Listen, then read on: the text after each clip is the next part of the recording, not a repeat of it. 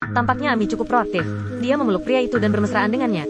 Pria itu berkata dengan setengah hati, kita begini tidak bagus. Tapi pada saat ini, dia tiba-tiba melihat bahwa pria bukan tidak mau, melainkan tidak bisa. Tidak lama, sahabat Jenny menikah. Karena suami sahabatnya juga seorang dokter. Jadi semua rekan-rekannya datang ke sini. Jenny kebetulan bertemu dengan Wendy dan tunangannya. Wendy memperkenalkannya kepada tunangannya dengan mengatakan bahwa Jenny adalah salah satu dokter bagian andrologi. Tunangannya tertawa setelah mendengarnya. Jadi dialah orang yang menyukaimu. Aku pikir adalah seorang wanita cantik. Ternyata adalah seorang bibi tua. Ini membuat saya tenang. Tepat ketika Jenny sedang sekarat karena malu, pria itu muncul tepat waktu. Dia memeluk Jenny dan mengatakan dia adalah pacarnya. Membantu Jenny keluar dari masalah itu. Kemudian mereka datang ke sungai bersama, melihat pemandangan malam yang indah. Mereka membicarakan tentang cita-cita dan kehidupan. Setelah mengobrol, suasana mereka menjadi romantis. Saat ini pelayan muncul, memecahkan suasana mereka.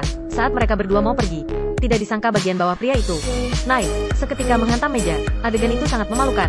Setelah pria itu pulang, meski sedikit malu, tapi dia tetap merasa senang. Setidaknya dia tahu, Jenny tidak begitu membencinya lagi. Dia menarik kompres es, dan menenangkan bagian bawahnya, sambil tertawa seperti orang bodoh. Besoknya dia mengajak Jenny keluar. Tepat ketika mereka sedang mengobrol, Ami datang bersama mantan pacarnya. Ami bertanya pada Jenny, apakah kamu keberatan jika pacarmu, calon suamimu tidak bisa berfungsi? Jenny terkejut dan berkata, keberatan, tentu saja keberatan. Boleh kurus, tapi tidak boleh tidak bisa berfungsi. Ami berkata iya, hanya mau lihat apakah si pria mau memberitahukan kepadamu tentang hal itu atau tidak. Jenny terdiam. Pria itu tidak bisa lagi duduk diam. Dia berdiri dan pergi. Saya seorang pria tampan. Dikatakan hingga segitunya oleh mereka. Tapi setelah dipikir-pikir, sepertinya apa yang dikatakan mereka memang benar. Bagaimana harga diri saya nantinya? Saat ini, Jenny mengejar dan menjelaskan kepadanya. Aku benar-benar tidak tahu. Kakak, aku sangat menyukaimu. Tolong jangan marah. Tapi pada saat ini pria itu sedang marah. Dia sengaja mengatakan bahwa sebelumnya, waktu Jenny mabuk, dia tidak menidurinya. Bukan karena dia ingin melindunginya, melainkan karena dia tidak bisa. Jenny sangat sedih setelah mendengar ini dan pergi. Tapi belum pergi jauh, pria itu menyesali perbuatannya. Dia tahu betul bahwa dia menyukai Jenny. Hanya saja dia masih marah. Makanya berkata begitu. Jadi dia mengejarnya, dan menarik Jenny lalu menciumnya.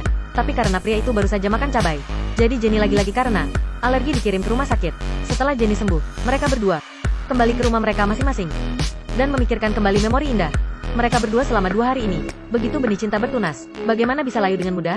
Saat ini, pria itu berlari ke bawah menuju rumah Jenny, membawa speaker kecil, mengungkapkan cintanya dengan lantang.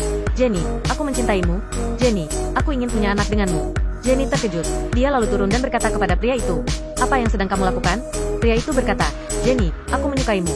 Aku memang tidak bisa berfungsi, tapi itu hanya bagi wanita lain.